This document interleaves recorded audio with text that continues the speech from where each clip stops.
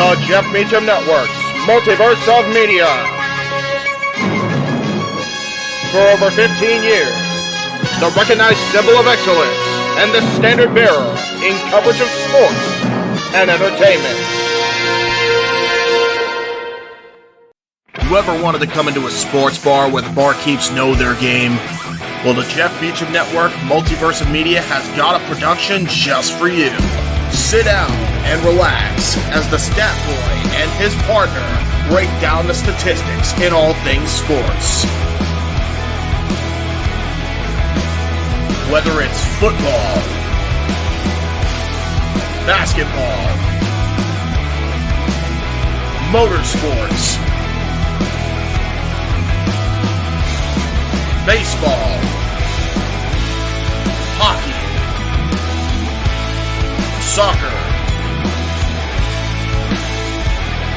professional wrestling, mixed martial arts, boxing, and much, much more. All are welcome. Your barkeeps here keep you up to date and in the know of everything going on in sports, while also having a pleasant conversation about it all. Your host and owner of the bar, Stat Boy Mike.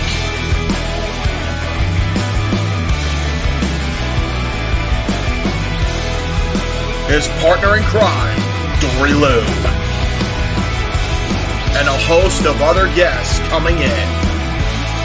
The food's hot, the seats are warm, the drinks are ice cold, and the sports talk is plentiful. Casa D-18 Studios presents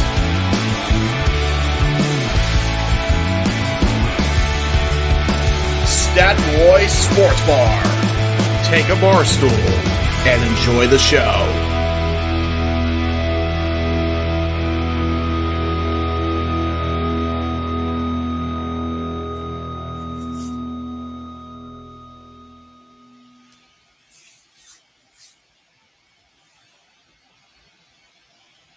Hello, my internet fans. Welcome to another episode of Stat Boys Sports Bar for February 13th, 2024. Hope you're all having a great, wonderful Tuesday afternoon, late evening, depending on where you are watching us on YouTube and all our social media platforms. I'm running solo today. Dory Lou's got a case of the yuckies, but she's okay. Don't worry.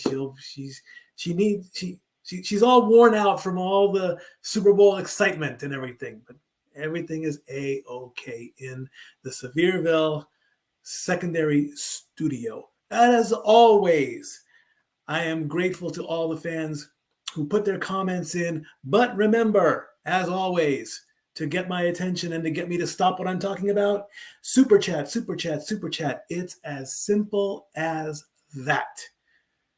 All righty, ladies and gentlemen, we'll get started with our normal lineup as we always do. We start with probably the world's most oldest sport, which is a stat I have not yet confirmed yet, PGA golf. The WM Phoenix Open took place in Scottsdale, Arizona at the TPC Scottsdale Links, and there is your 2023-2024 winner. 2024 winner, because the 2023 season was last season. Nick Taylor is his name, and this report comes directly from PGA.com. Nick Taylor had an emotional victory last year in the RBC Canadian Open. 5-year-old Canadian made more memories at the WM Phoenix Open with a massive rally to take down Charlie Hoffman. Taylor rallied from 3 down with 4 holes left in regulation and made an 11-foot birdie putt to beat Hoffman on the second hole of a playoff, capping another wild week at the WM Phoenix Open. Quote, "The finish was pretty dreamlike, and hitting all those putts was a lot of fun," Taylor said. "The atmosphere was incredible all week." A little bit too much fun, actually, as there is a little bit of news coming out of TPC Scottsdale.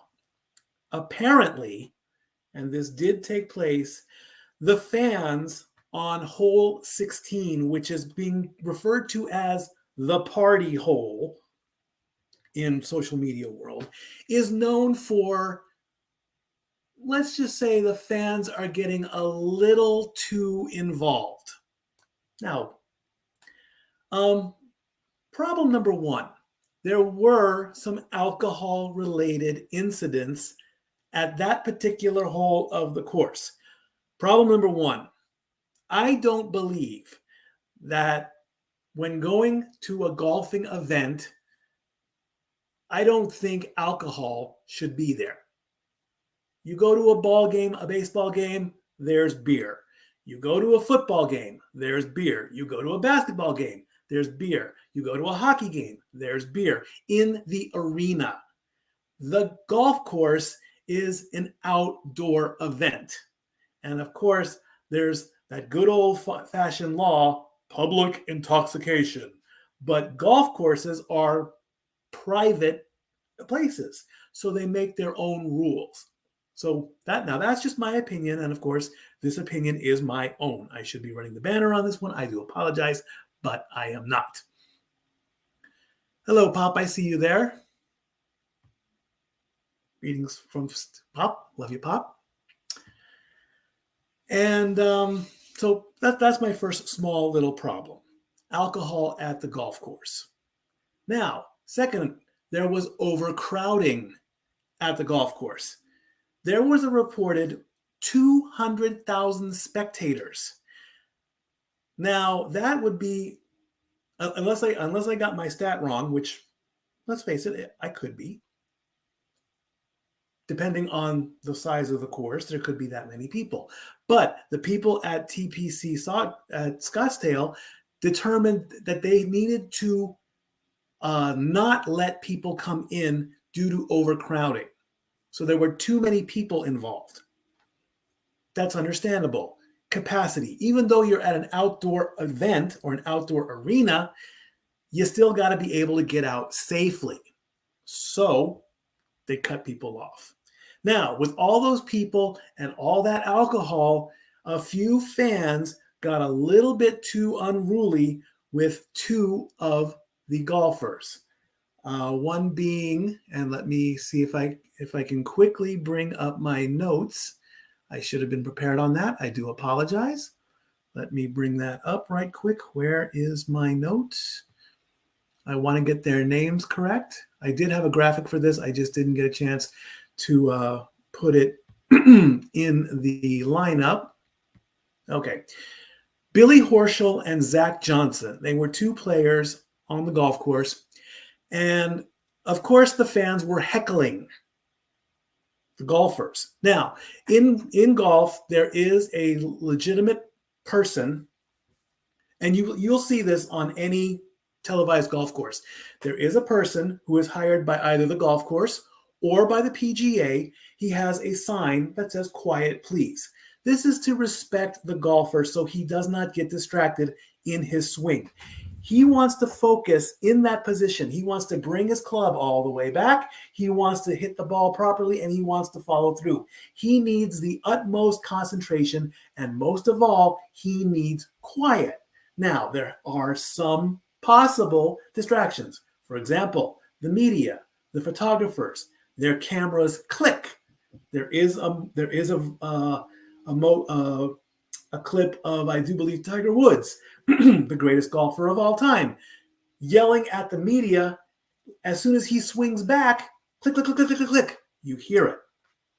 So the gentleman there is putting the sign up saying, "Be quiet." You hear the whoosh of the club. The club makes contact. The ball goes flying. So then you can cheer all you want. As long as the ball is in flight, make a lot of noise. However, sometimes, and what happened in Scottsdale, the fans are jeering the golfer as he is making his swing. He tried to play it out. He swung. The ball probably went bad. As he was walking along the fairway, first off, let me get his name right again. Billy Horschel decided to, or maybe even Zach Johnson did this first, he decided to confront the fans. He probably did that on his own accord.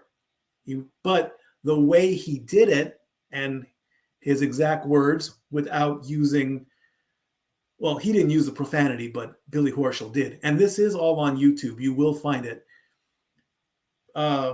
Zach Johnson came up to the fans and he's like, "I'm sick of it. Just shut up." Those were his words, flat out. Billy Horschel was defending another player, and he let the fans know by saying, quote, "Buddy, when he's over the shot," meaning his club is up, "shut the hell up." His exact words. It is quoted and it is said. He's trying to hit a damn golf shot here. It's our effing job. On YouTube, it is not censored. He does drop the F-bomb. So now the people at TPC Scottsdale are looking to alter their regulations about letting people in, and also they are deciding to suspend alcohol sales, which I agree with. Again, I don't believe alcohol should be at a golf course. That's just me. Any other event, as long as it's sold and consumed responsibly, it's okay. If you're, if you can't handle your liquor or you drink too much, then it kind of falls on you, not the person who sold it. It falls on you because you're the one drinking it. Bottom line, overall, yes, everybody has their First Amendment rights to say whatever they want. But if they're under the influence of alcohol and that's going to be their defense, hey, I was drunk. I didn't know what I was. Come on, you had to have some intelligence in the back of your head. Let the players do their job. They're trying to provide for their family just as much as the next golfer is by making a lot of money. Respect them. You're entitled to your opinions. That is true. But don't disrespect them because of alcohol use. It's not worth it, because then you're going to go viral for all the wrong reasons. You're going to disrespect the fans. You're going to disrespect other fans. You're going to be disrespected by the players. And then it gets ruined for everybody else, because there are people in the world that like to relax on a golf course and have a drink. Now they can't do that because of some guys coming in and basically ruining it for everybody. Also, a woman did get injured from, I believe, the stands. The report is, I believe she fell out of the stands, probably due to the overcrowding, but she is okay. Again, I don't have all the information on that. So again, bottom line, you have your opinion, but be ready for the backlash being a player coming up and getting in your face like that. Overall, the top 10 is still being worked on, and I do not have that information. I do apologize for that. Moving on to tennis. There were 3 tournaments this past weekend, and we had the Dallas Open winner in Dallas, Texas. Winner was Tommy Paul. Over in Marseille, France, the Open 13 province, won by Hugo Humbert. And the Cordoba Open in Cordoba, Argentina. The winner was Luciano Darderi. As I bring up some stats and some stories so we can get through tennis A-OK. Let's see what we got here.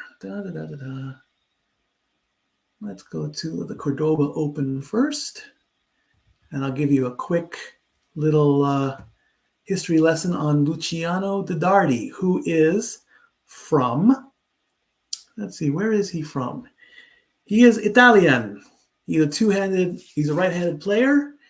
He is 21 years old. He turned pro this year, I believe. And let's see if I can bring up, that's a video. I don't want a video. Luckily, it's a muted video, so that's okay. Do I have the notes on that? I don't believe that I do. Well, I do apologize for that. I should have been a little bit more prepared on that one. Over on the women's side, in the Abu Dhabi Open, in the Abu Dhabi United Arab Emirates, Elena Rybakina won that tournament there. And in the Transylvania Open, where they don't say blah, blah, blah, in Cluj-Napoca, Romania, Carolina Pliskova won that tournament as well. Again, the top tens are being worked on as I want to get them just right to show them properly. Yeah, you're right on that one. Sure, I think I can call myself out on that one.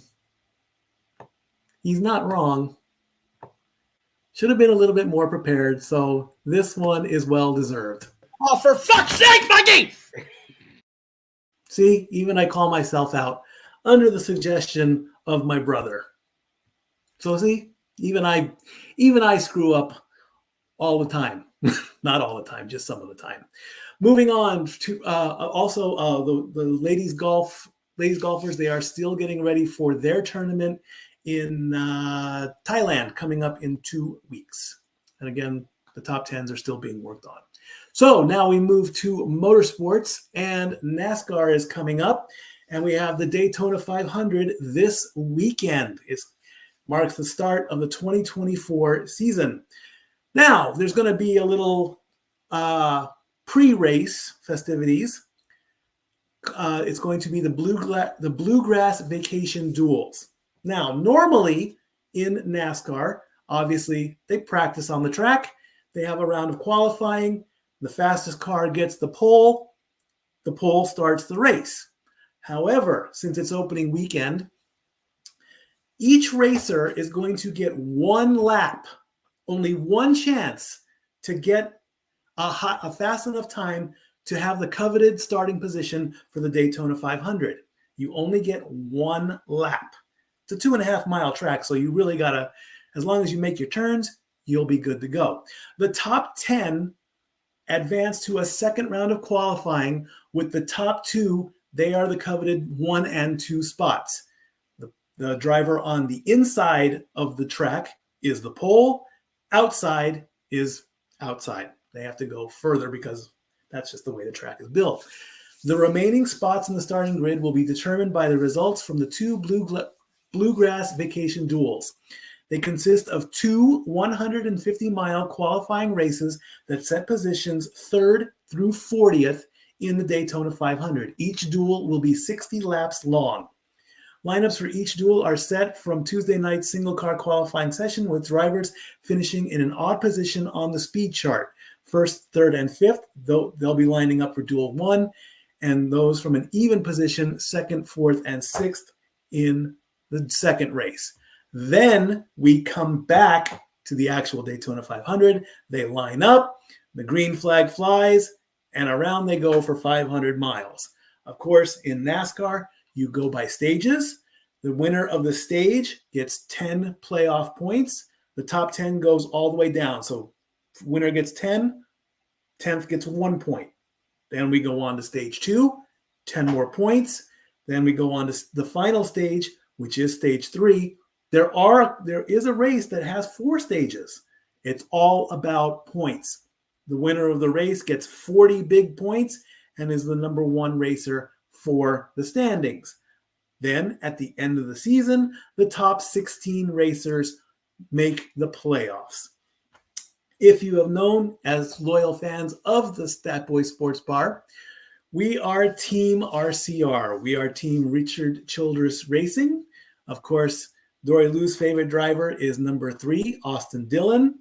He is teammates, of course, with we're not going to bash him this season, not anymore. I'm going to make that call. I've picked on Kyle Busch enough. I am not going to bash him.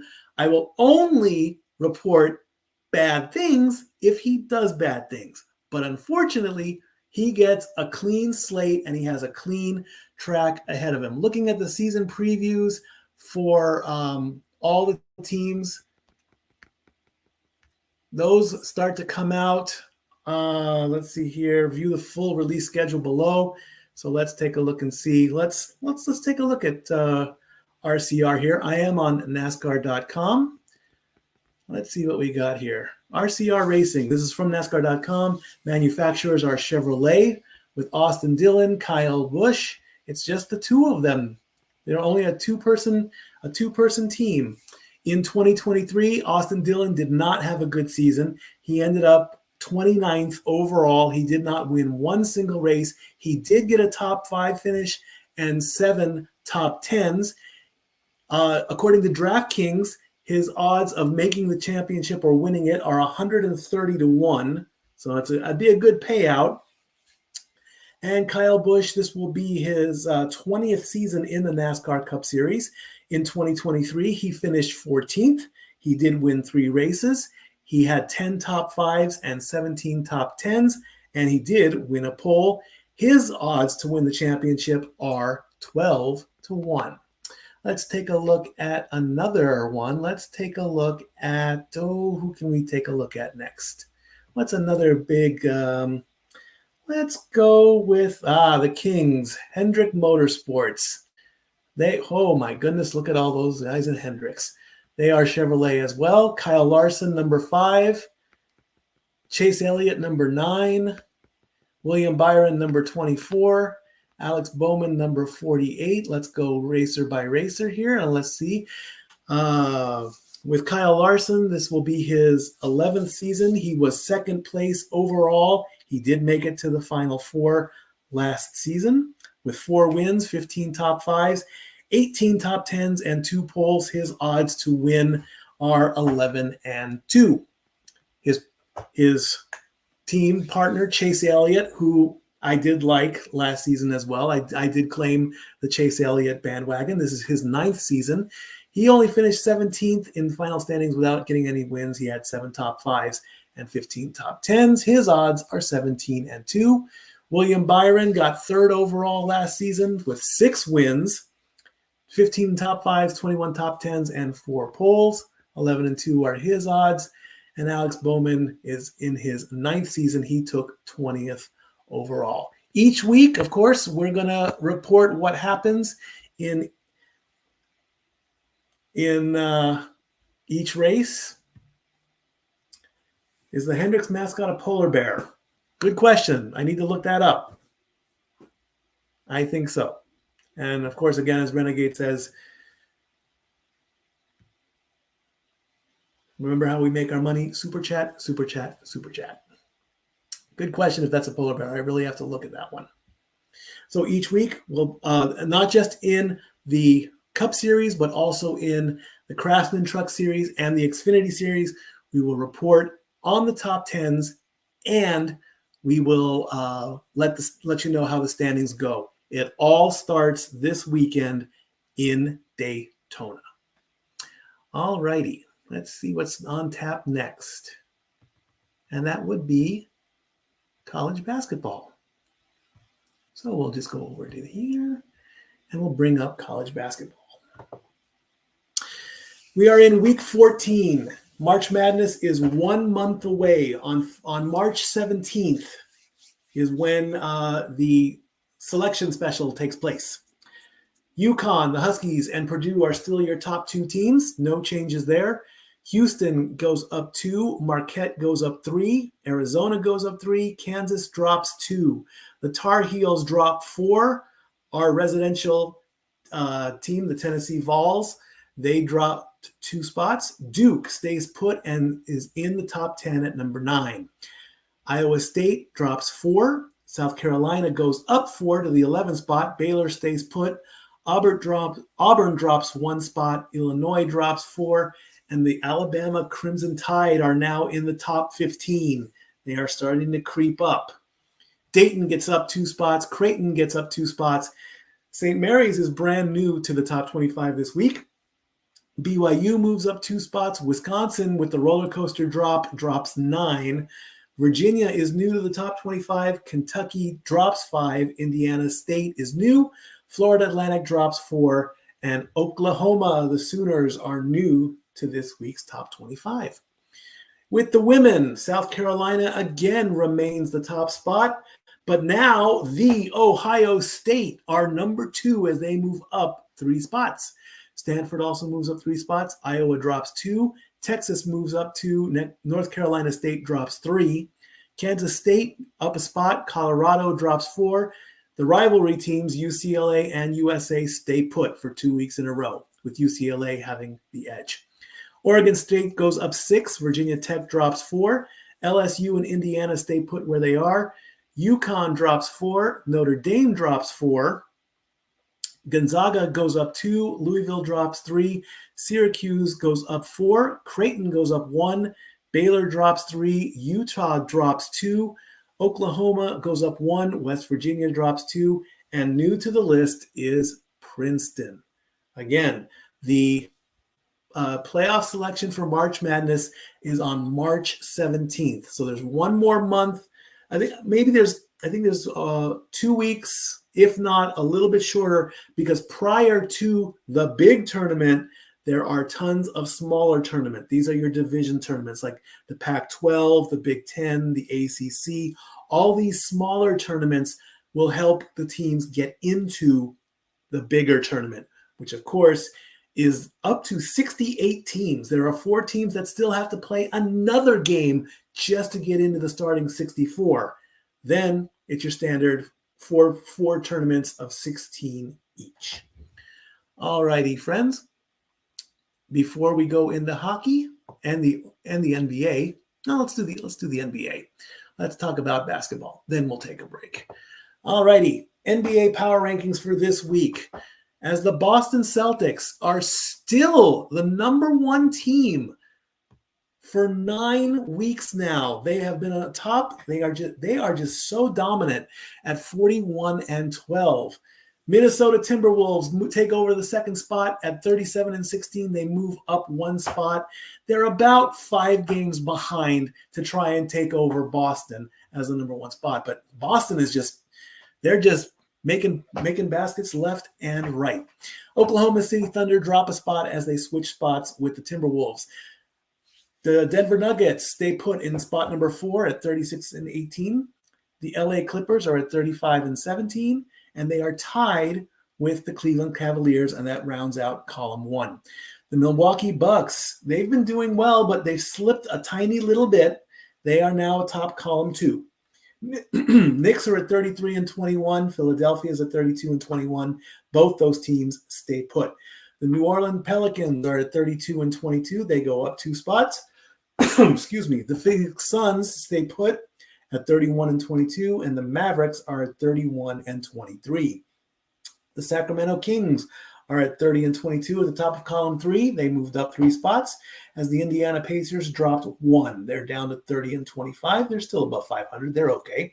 The Orlando Magic are at 29-24. They've stayed put for 3 weeks. The Miami Heat are at 28-25. And the LA Lakers are at 28-26. Golden State Warriors round out column 3 and is the last team to be above 500 as they moved out of column 4 and moved into column 3. The Utah Jazz are at 26-28. They are tied with the Bulls, but they have a higher points per game average at 117. They only dropped a spot, so that's okay. The Bulls stay put at 3 weeks. Houston is at 24-29. Atlanta's at 24-30. They stay put for the past month, along with the Brooklyn Nets. And the Toronto Raptors are now out of column 5. They move into column 4. The Grizzlies are at column 5. The remaining teams, Portland, Charlotte, San Antonio, Washington, and Detroit, no movement whatsoever. And of course, the big story again, Detroit at 14 weeks, still at the bottom of the barrel. Now, what does this all mean? It's almost playoff time. It's getting closer and closer. There are 10 available spots in each conference. The playoff structure is that the top 10 teams qualify. The top 6 in each conference are guaranteed spots. Those six teams in the East and the West, they are locked in. 7, 8, 9, and 10, they're going to play a smaller 4-team tournament. I believe it's 7 plays 10, 8 plays 9.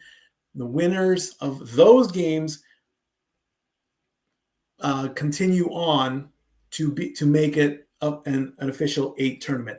Next week will be we'll start tracking the playoffs. This week, however, the NBA is getting ready to do All-Star break. And something that's coming up for All-Star break is a special 3-point challenge between Stephen Curry, and let me bring up her name correctly. I want to pronounce it correctly. 3-point contest. Sabrina Ionescu, Ionescu. She is the top 3-point shooter in the WNBA. Steph Curry and his 3-pointers are legendary. Every time you see Steph Curry with the ball, more than likely he's going to shoot a 3-pointer. In fact, it's rumored that he could hit 100 3-pointers in a row, which is well documented. But during the NBA All-Star break, of course, they have the 3-point contest. And the 3-point contest is legendary in its own right. Basically, you make as many 3-pointers as you can within 45 seconds. It's also featured on Wii Sports and at the last 2 theme parks I've worked at. We've had a 3-point challenge. So as long as they make 3-pointers, there's 5 baskets on each rack. The last basketball is the money ball. It's worth double. And all you got to do is shoot. So there's going to be a merger between the WNBA and the NBA. We'll see. You could say it's a battle of the sexes if you want, because if you remember a long time ago, Billie Jean King played tennis against John McEnroe. Who's better? Who's better shooting 3-pointers, a guy or a girl? Pick one. You got a 50-50 shot. And remember, I have always said in life, ladies can do anything as good as a man can. You've got lady cops. You've got lady soldiers. You've got lady high-ranking officials. There is no men are better than women anymore. You can't say that anymore. 1, because it's disrespectful, and 2, in some cases, it's true. There are plenty of cases where women can do a lot of things as good as the guys can, and they prove it. Now, the NBA is showcasing this. Can Sabrina beat Stephen? I keep wanting to call him Steve, even though it's Stephen. We're going to find out during All-Star break which one can shoot more 3-pointers. I don't know much about her. I need to do my homework on her. But hey, if she wins, guess what? Women's sports and whatever women can do even higher than before. Good luck to both players. All right, before we get into hockey, we're going to take a quick break, and we're going to play a well-known and slowly becoming a popular trailer here in the multiverse. It's the Gary Hebert 1 in a Million, and then we'll talk about hockey. We'll be right back.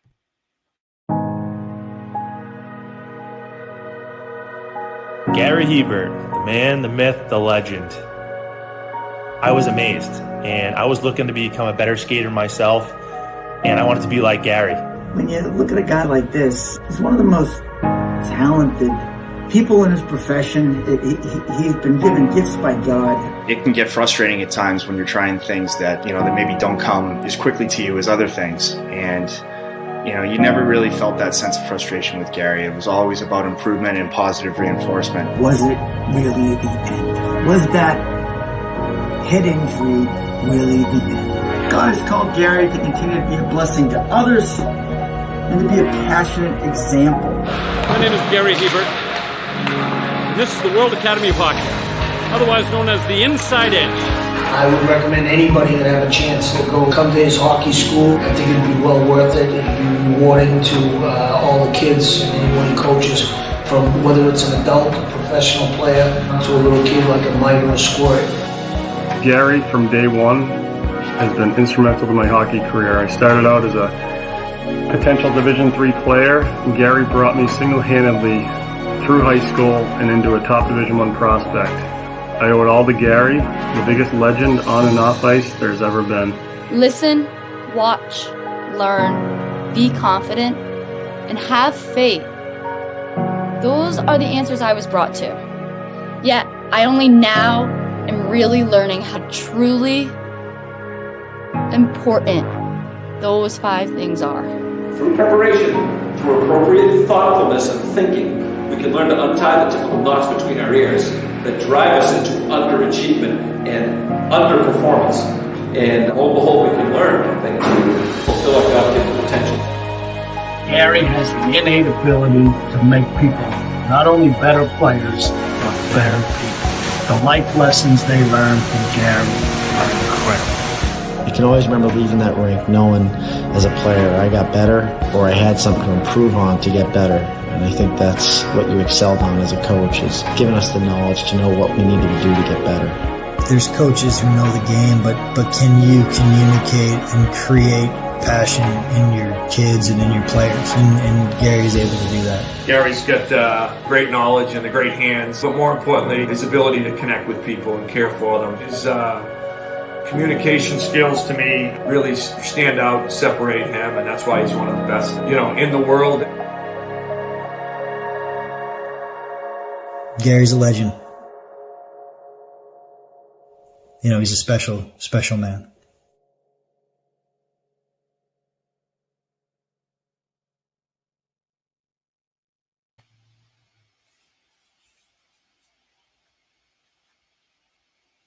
Indeed, he is a special, special man, and we again thank him for allowing us to show that documentary on there. Renegade saying the Pistons playing like the Lions usually do. Well, at least the Lions got to the playoffs this year. I mean, they have each season they've gotten better and better. The Pistons have not gotten better at all. The Pistons are probably going to be the first team to be eliminated this season. It's inevitable, like Thanos. All righty, let's talk about hockey. Unfortunately, though, the ladies did not play this week.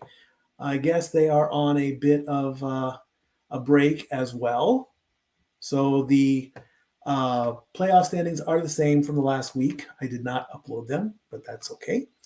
I do apologize, but I just didn't see the need for it. But now that I think about it, I should have. Anyway, that falls on me. But I also believe that their season is getting close to an end. In the meantime, let's take a look at what's going on with the guys in the NHL. The Vancouver Canucks remain at the top spot at 76 points for the past 5 weeks. And right on their heels are the Boston Bruins at 73. The Rangers move up 3 spots to 71. And the Florida Panthers and the Dallas Stars stay put at 70. The Colorado Avalanche drop 3 spots. The Golden Knights move up a spot, and the Jets drop a spot. So the Knights and the Jets switch positions. The Hurricanes stay put at the top of column 2 at 65 points. The Flyers move up 4 spots at the top of column 2 at 64. The Oilers and the Lightning are at 61. They both dropped a spot. The Red Wings are at 60. They moved up a spot. The Maple Leafs drop a spot. They are tied with the Red Wings, but of course the Red Wings have the better record. St. Louis and LA are tied at 58. This, I think, is almost the lowest that the Kings have been in. I don't want to see them drop out of column 2. Nashville Predators stay put at the top of column 3 at 56 points for the past 2 weeks. The Devils are tied with the Predators. They moved up 2 spots, and the Islanders are tied as well. All teams have 56 points, but the Predators have the best record. The Flames are at 55 points. They moved up 4 spots. The Capitals are up 54 points. And here's the big jump by the Minnesota Wild, who have won 3 games in a row. And after we take the rankings down, I have a story to share about the Wild. Penguins drop 2. Kraken drop 5. That's almost a roller coaster drop. Usually I call the roller coaster drops around 6 or at 7, but this one was pretty darn close. Arizona at column 4 at 50 points. Montreal stays put at 50 points as well at 4 weeks. Buffalo at 48. Ottawa at 44. Columbus at 42. My Ducks at 38. Sharks at 33. and the Blackhawks at 30. All right. Now, last night, as I was watching hockey, on a rare moment that I did get to watch hockey, the Minnesota Wild played the Vegas Golden Knights. Now, one of the disadvantages of living on the East Coast is that games start at 10 o'clock, 7 o'clock Pacific on the West. So, and the game will not end until midnight or 1 o'clock in the morning. So, as we were doing our errands for the day, I talked with Dory Lou. I said, hey, the Wild are playing the Knights. And we all know how dominant the Knights are. I mean, let's face it, they've been in the playoffs 4 out of 5 years, winning the Stanley Cup, or 5 out of 6. Either way, they've only missed the playoffs once. I gave a small advantage to the Wild because of their momentum, saying, hey, they've won 2 in a row. They might have a chance to win tonight. Dory Lou said otherwise, which triggered me to put together a stat sheet, which I did. Luckily, since the Knights have only been around for 6 seasons, it was easy to go into the database at ESPN.com and find out how many times the Knights have played the Wild. Last night was their 30th matchup overall. Before playing, the Wild had a very slight chance, 15-14, of defeating the Golden Knights. They had won 15 times. They had lost 14 times. And also, the Knights defeated the Wild in the first round of the 2021-2022 season, which was altered due to COVID-19. So they actually knocked them out. Now, a lot of people will say, oh, it doesn't matter how many times they won. The more important thing is the Wild knocked out the Knights.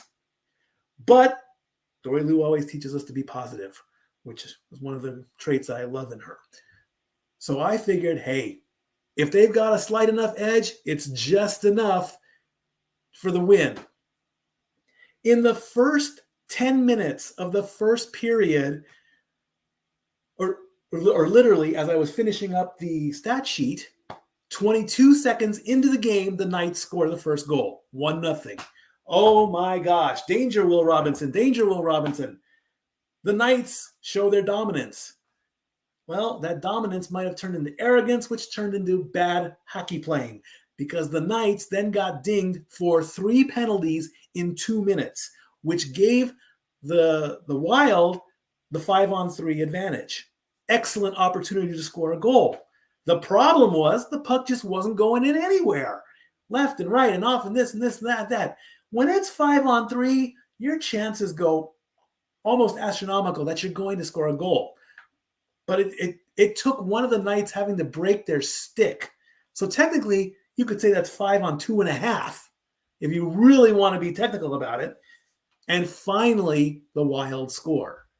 They scored again just as the other power play was ending. It ended up 2-2 for the majority of the game until the third period, when the Wild opened up everything and ended up winning. And they beat the Knights, which gives them now a 3-game win streak, which also boosted them up into column 3 and gives them momentum now as they go and play Arizona in a couple days. So just a good little story to tell about that. Now, behind me, of course, on the Statboard 9000 are the updated playoff. It's the updated playoff picture. This will be turned into a graphic by next week. I do apologize that it is a little bit too hard to see. Even if I move out of the way, it is too far away. But last week, when I presented how the playoff structure took place, it was wrong. Normally, what I've done for the past 3 or 4 seasons is I go by conference. That's not how it works. It's not by conference. It's by division. So if you can barely see on the top of the Statboard 9000, there are 4 groups of 3. The structure is the top 3 teams in each division, Atlantic, Metropolitan, Central, and Pacific. Those 3 teams are guaranteed to be locked in. The remaining 2 teams from both the divisions combined At this point, you could say conference. The next two teams are your wild card teams. Everybody else below that solid red line, they are in the hunt. Those are the ones you need to worry about. So if the playoffs started today, on the top of the Atlantic Division are the Boston Bruins at 73 points. On top of the Metropolitan Division, the New York Rangers at 71. In the Central Division, it's the Dallas Stars at 70. And in the Pacific Division, it's the Vancouver Canucks. So those are your number one leaders right now. The number two teams from left to right are Florida, Carolina, Colorado, and Vegas, the defending champions. Number three, Tampa Bay, Philadelphia, Winnipeg, Edmonton. So right now, those teams would be locked in if the playoffs started today. The four wild cards, two from each conference, Toronto and Detroit, both in the Atlantic Division. A division can send 5 teams if it works out that way, whereas the other division would only send 3. Realistically, you want 4 and 4, but that might not happen. In the West, right now, it's the Kings and the Blues. They both have 58 points. The reason Los Angeles is currently ranked higher is the number one rule in tiebreakers. The team that has played less gets a higher rank. Now, when all the teams have played all 82 games, the next tiebreaker comes in.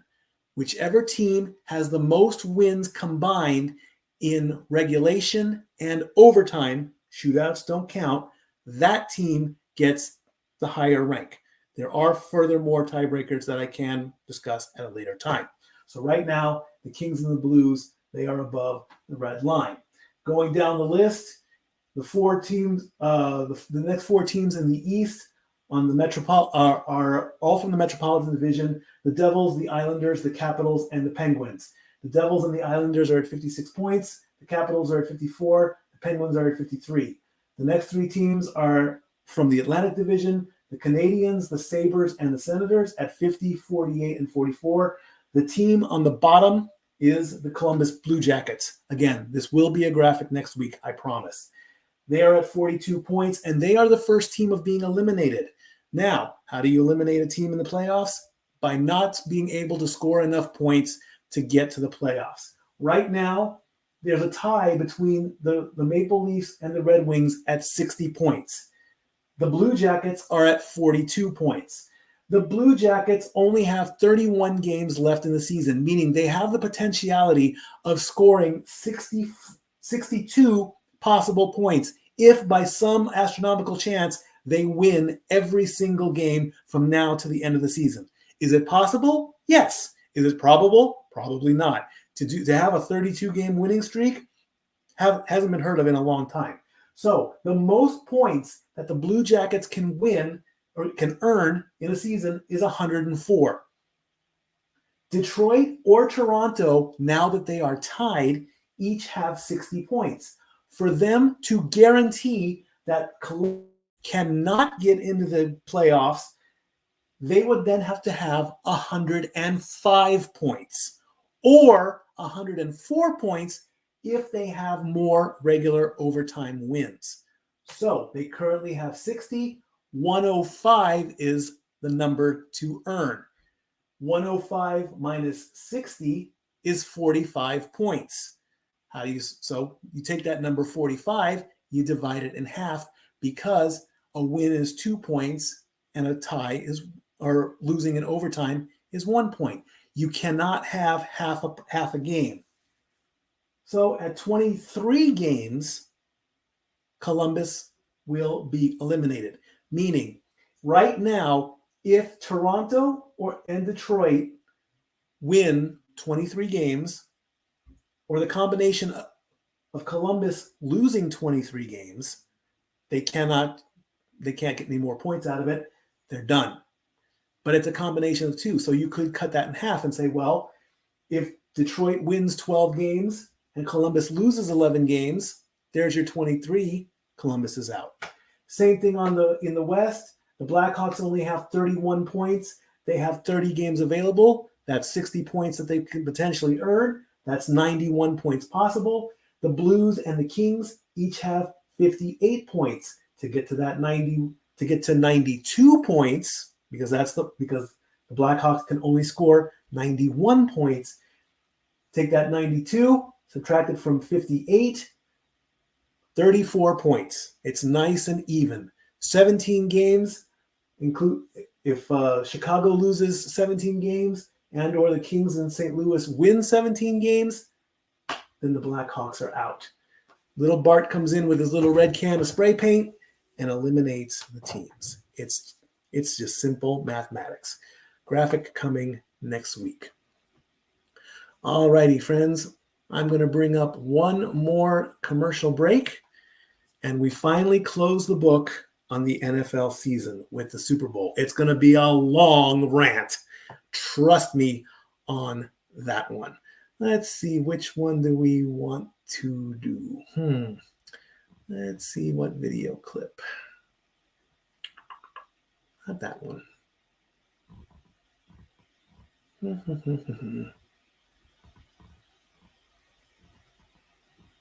Okay, maybe not then. Didn't know which one to play. Never mind on that. I'm just going to go right into it. Super Bowl 58 is in the books. The game was played this weekend. Again, let me say thank you to everybody who watched the watch along. And I know thank you is like one of the hardest things to say for some people, but I can't just say it enough. I really, really can't.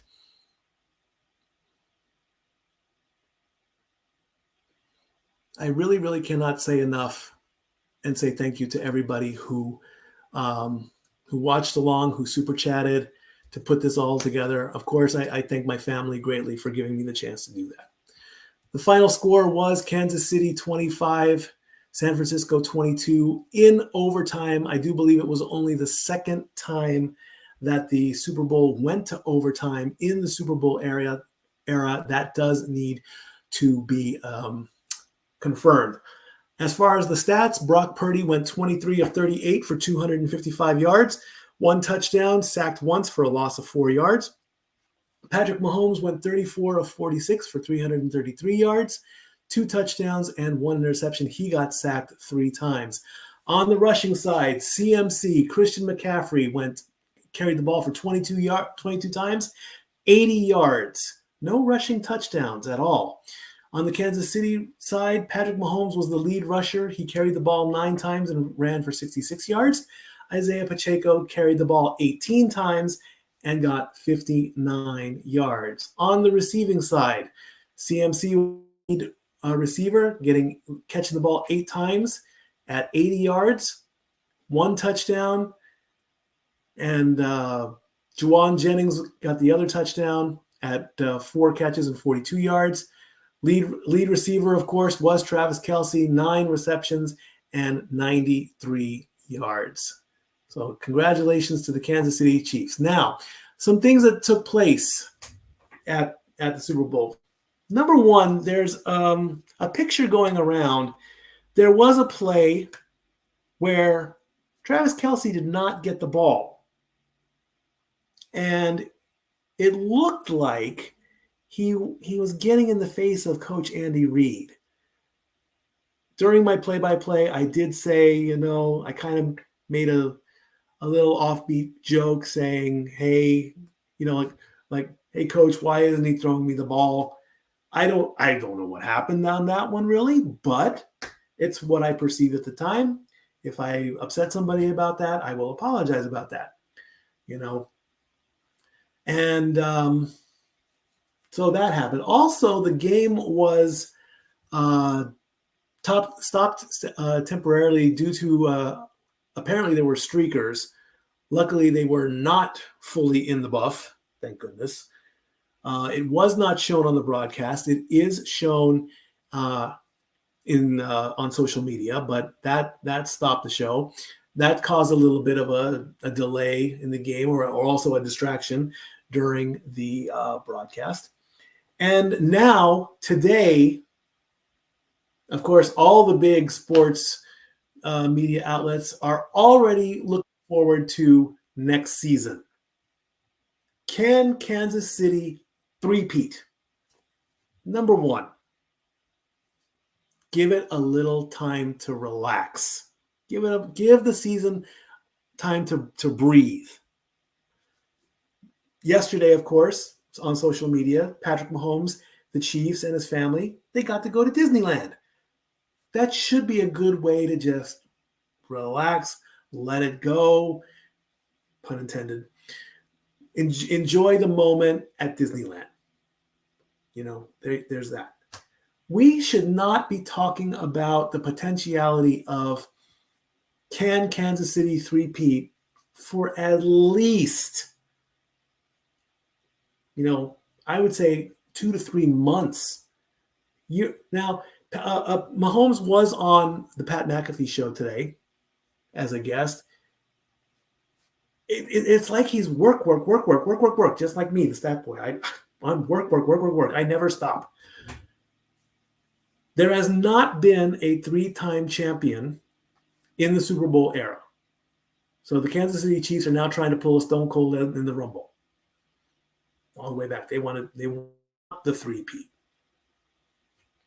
Right now, if it happens, it happens. Once I look at all the things, I can make an official decision. But right now, football needs to rest, guys. It just needs to breathe. As far as the sports bar, this chapter is closed. But as every good book, a new chapter begins. The UFL, the merge between the USFL and the XFL. So football doesn't go away. It just takes a break for about 6 weeks. You don't have to worry about football right now. Yes, the NFL Combine is coming up, and before you know it, the draft comes up, and where's the number one player going to go? That's all fine and everything, but I mean, it's like, just let it breathe. Let it. You've already cooked the meal. You've already eaten the meal. Now just sit back in your chair and just enjoy the meal. Don't go back into the kitchen right now and start the next day's meal. It's not worth it, in my personal opinion anyway. I say just let it breathe, and we're focusing on the other sports, which is what we do in the sports bar. Normally, if you remember 3 years ago, took a break. That's not happening. We're going to keep going in the sports bar. So now the next big topic, of course, a lot of people are saying, it's the Swiftie Bowl. Okay. I'm not anti-Taylor Swift, And just recently I found out that Travis Kelce and I have the same birthday, October 5th. They're both 34 years old. It's a good love story and all that stuff, Her reactions were genuine. She got excited in the game. She's proud of her boyfriend, But now that is over too. Travis and Taylor can focus on their lives now and not need to worry about football. They can go into their $1 billion homes or $1 million mansions or wherever they live, and they can just sit back and relax for a while. So that chapter is done. How the NFL is rigged. Okay, this one I really got to talk about. Come on. Do you absolutely have any proof whatsoever by saying that the NFL is rigged? No. It's not like there's secret meetings in the back room with all 32 team owners or captains or coaches or whatever. And they're going to, and then those coaches are going to go down to their players and say, do this. No, it does not work that way. At least I don't believe so. It would be just too much of, if that came out to treat football like WWE where it's predetermined, that's stretching it too much. There is a clip going out somewhere. There was a play in the fourth quarter where Patrick Mahomes scrambled and got to the line of scrimmage, which was confused for the 10-yard marker, and it went from second to first down. Okay, I need to do research on that. Of course, the problem is, or the solution might be, it was some kind of error. That maybe the lines The blue line, of course, being the line of scrimmage marker, the yellow line being the first down marker, were probably in the wrong place. Then there's always people say, oh, the refs were paid off or whatever. We say that as a joke. I don't believe that. I don't believe that there's some hidden organization of some kind paying off a referee to make a bad call. That's out of there too. Was it a good game? Absolutely. If you watched the watch along, you could see me getting out of my chair and calling the game. There you go. So this whole debacle or this whole debunkery that the NFL is fixed, it's not going to stop. People are entitled to their opinions. It's that simple. But, unless there's like proof that, there's always proof of some kind because people have knowledge in their head. They know what they're doing. They're not going to call up some hidden coach and say, hey, I'm going to do this, I'm going to do that. No, that's not going to happen. There have been other scandals that I really don't talk about. So the NFL season 2023-2024 is closed. Congratulations to the Kansas City Chiefs. You've got to, and it's not all bad for the San Francisco 49ers. They are going to be defending conference champions next season. Okay, all right. One final bit of business for the week, and that is the Pick'em contest. It came down to Renegade and Emmanuel, and there it is. They each picked their own team. Renegade picked the Chiefs. Emmanuel picked the 49ers. There was no need for a tiebreaker. It was a simple whoever comes down and wins, wins. JJ picked the right team. Emmanuel didn't. So therefore, JJ is the last man standing. Out of the 8 players that were left, we went with a single player tournament, knock each other out. However, I did not state that the games would be put towards the overall score. So I'm making it that JJ wins the playoffs. Dory Lou, of course, won the regular season. She's a 3-time champion on that. So congratulations, Renegade. Way to go. Winner of the fantasy hockey last year, and now last man standing and the playoff champion for 2023. That chapter is now closed as well, too.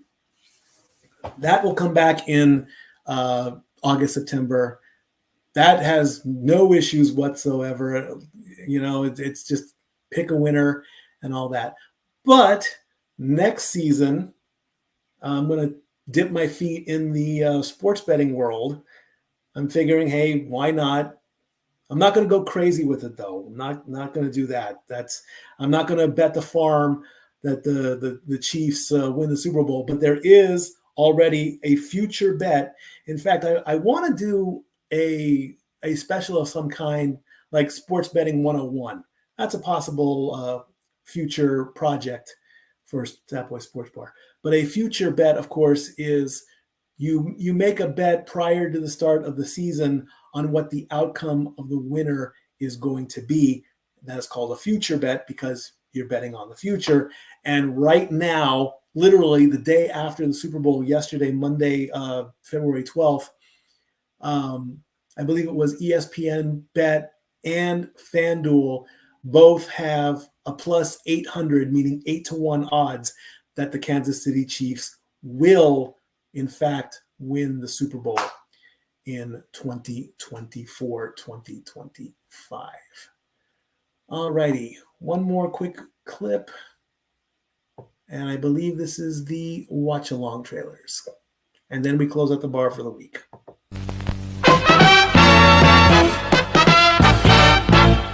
And now, preview time. So let's take a look at what's coming your way.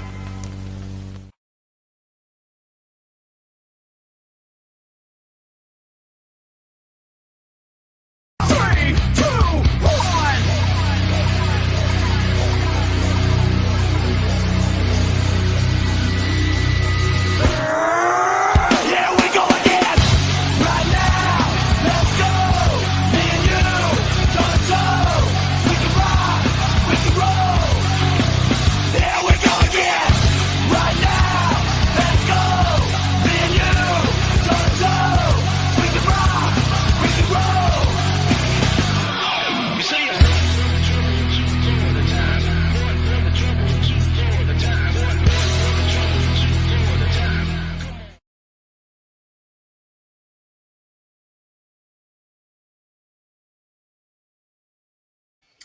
Unfortunately, I didn't put the ticker at the bottom, so that's my mistake too.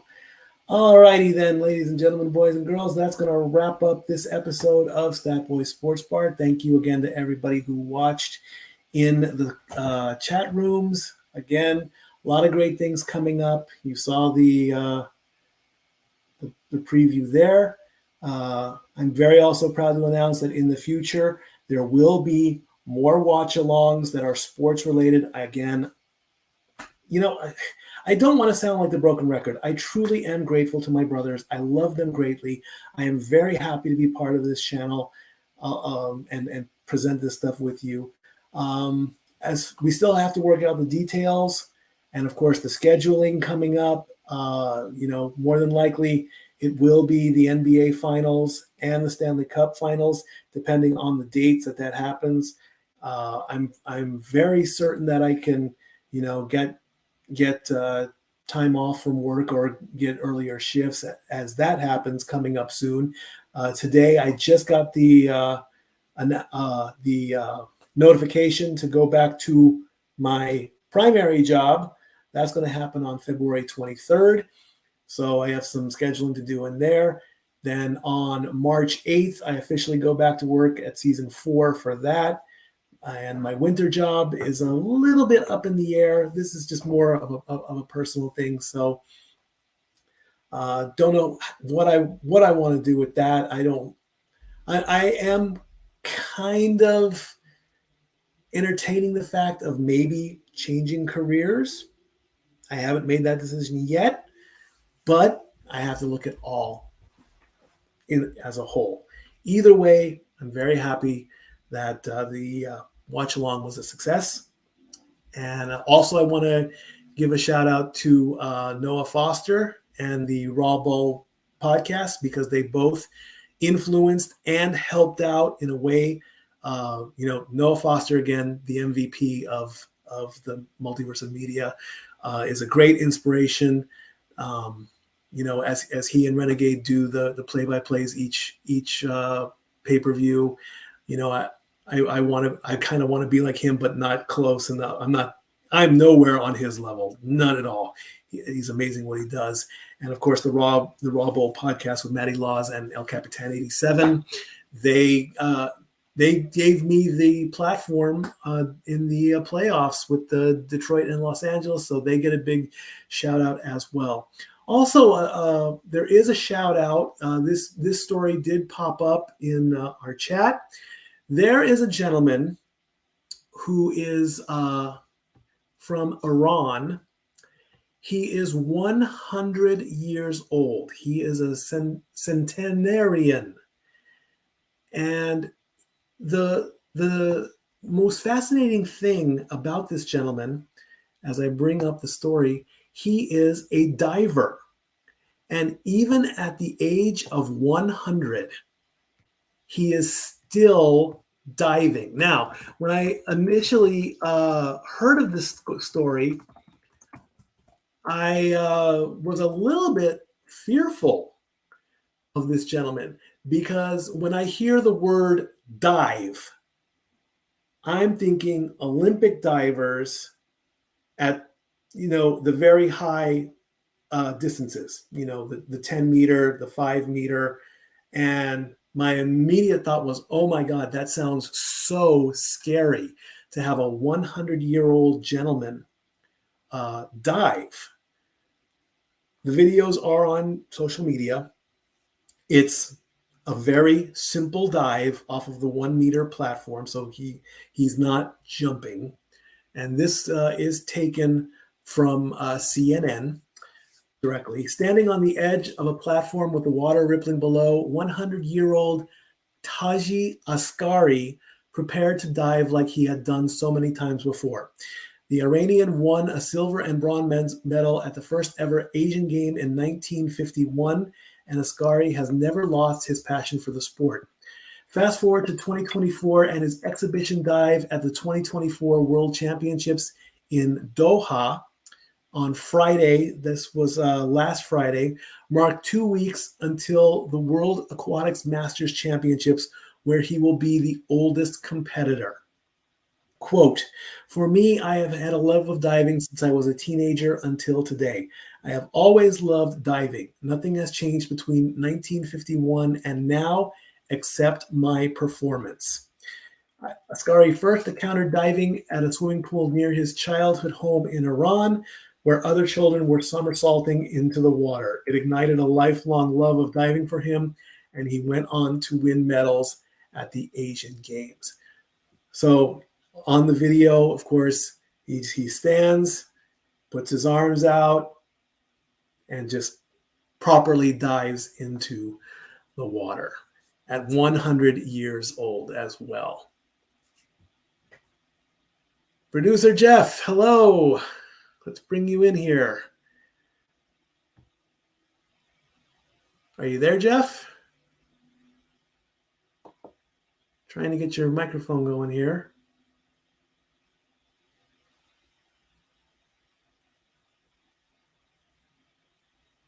What's that? There you are. Sorry, hang on. Okay. Hi, Jeff. Hi, I need to be off camera because my shot looks like shit. All right. I apologize for my tardiness. I apologize for having you have to produce. I will explain off air. Hey, it's okay. It went through. Everything went through. Oh, it could have been a little bit better. You know what? Hey, we got through it without a problem. Okay, good. The show over? Are we done? Yeah, we're pretty much done. So we'll go with Mike Knight, Jeff Tardy. Yeah, I didn't get the. I didn't find that one. Do you have it on the ready there, or do I need to bring that up? Oh, which one? What's coming up this weekend on Open Mic Night? Oh, I did not load it in. Apparently, yeah. Give me a second. I will load it in. Yeah.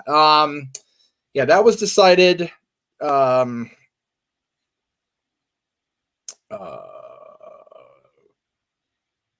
Sorry.